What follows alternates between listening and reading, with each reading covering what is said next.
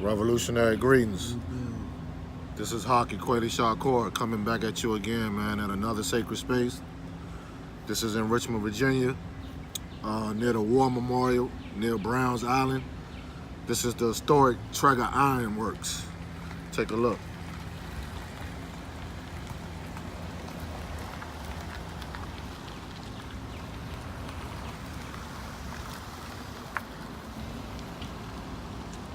This is the first iron warehouse and iron industry of the South.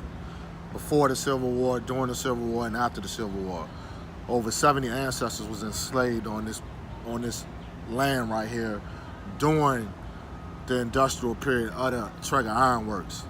Of course, you know, Richmond, Virginia is the home of the slave trade, and slavery and slave work also took place here. But what I really want to talk about today is the slave rebellions that took place here that's not known. In May 1763, a slave rebellion took place on this property of Tredgar Iron Works. As all ancestors do, they got fed up, they got tired of slavery, and they started the slave revolt. The leaders of the slave rebellion were the only ones punished. I don't know the specifics of why the slave rebellion really happened, but we all know why it probably happened, because of the slave labor and inhumane treatment that these ancestors went through.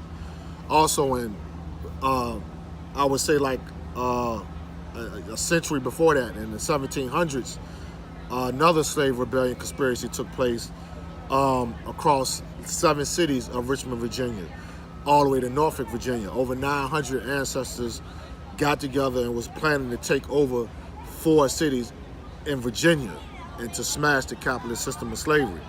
So this just brings me up to my point on the slavery was a choice controversy that Kanye West and the statement that he made. Was slavery a choice? Slavery was never a choice for African people, because African people never knew that type of slavery. When the Arabs and the Europeans invaded Africa, it was a war. When they invaded that land, that was a war on African people. African people never seen that type of slavery before in their life. But the thing I want to state about what Kanye West stated was that he made that statement without thinking about the atmosphere and the climate of slavery. Like, he's speaking from now. He can say that now. But if he was one of those ancestors that was going through what our ancestors was going through, which was slavery, beatings, whippings, hangings, executions, our ancestors couldn't have weapons. They had laws like the Black Codes of Virginia that kept weapons out of our ancestors' hands. So you got to think about the climate and the process of slavery. You see what I'm saying? It wasn't that all our ancestors didn't want to fight back. It was certain situations they were put in that they had to think before they fought back, because they had to save lives also. You see what I'm saying? So that debunks the whole thing on slavery was a choice.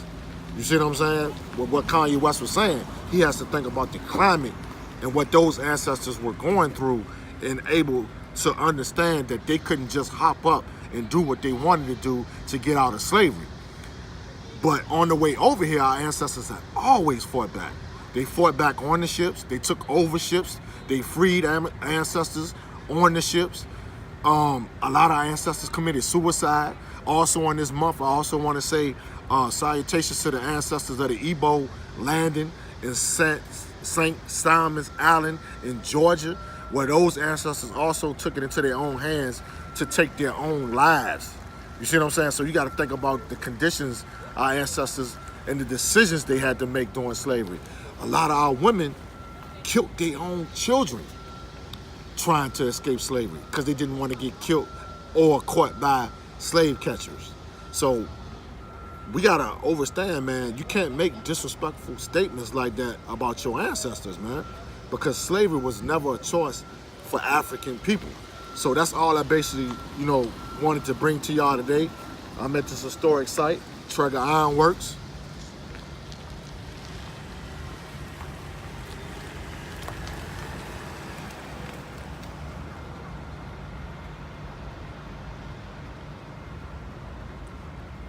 in downtown Richmond, home of the domestic slave trade. We like to call it the Gory Island of the United States of America. And I just want to say, keep researching, keep doing your research on slave rebellions, man. We're a resistance people. We always fought back. We will continue to fight back because the struggle continues. And this goes out to the people who tried to say that our ancestors enough of them didn't fight back, and enough of us not fighting back today. I beg to differ. We have new African political prisoners that's sitting behind the wall right now that shows you from the Black Liberation Army, Black Panther Party, the Republic of New Africa, who fought back, who took that ultimate sacrifice, just like Nat Turner, Gabriel Prosser, Denmark Vesey, Charles Desalon, Ann Woods, Mingo, Rob Farabee, the Dismal Swamp Maroons. Man, that struggle has continued all the way up to today. The struggle continues today. So all you people that's complaining about saying that our ancestors didn't want to fight back and most of them made a choice to stay in slavery, what are you doing today? Are you making a choice? Are you fighting back? I'm going to sign off right there on that note. Haki Kweli Shakur, the seat of Gabriel Prosser. Free the land by all means necessary.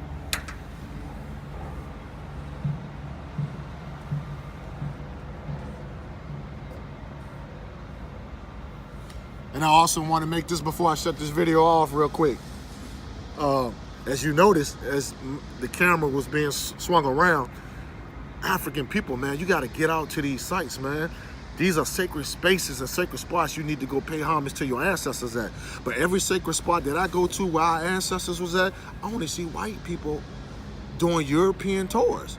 Europeans are more into your history than you are. So that tells you right there what the problem is. So again, take a look.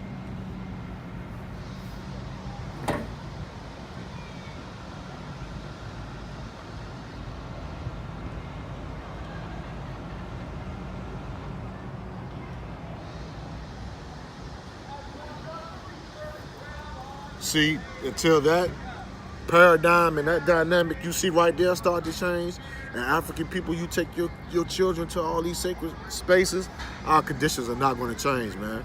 Because first, we must learn who we are. We must know our history. If we don't know that, we can't change our future. We can't get liberation, man. Again, I'm going to sign off.